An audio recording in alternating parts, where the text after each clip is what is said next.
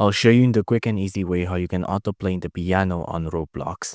Now, there's a couple of very common methods that you can follow. The most common one being using auto hotkey to set it up, but you do need to be able to use scripts, and the program is pretty primitive in my opinion. So usually I use another program called MIDI++. Now you can get MIDI++ from this website here, sepec.github.io, and then this URL.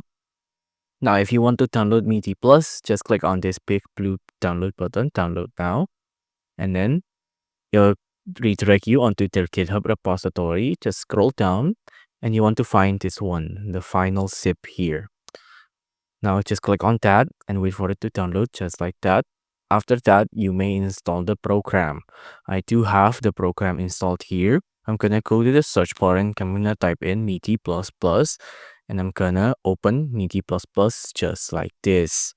Now I'm gonna show you the quick way you can actually use this. Let me first open up Roblox.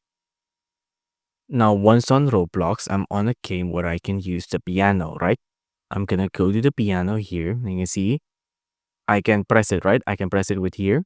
But of course, to automate it, we can first go to the automation program here, go to MIDI++, and then just click on play/pause. Click on that. Now let's go back to Roblox.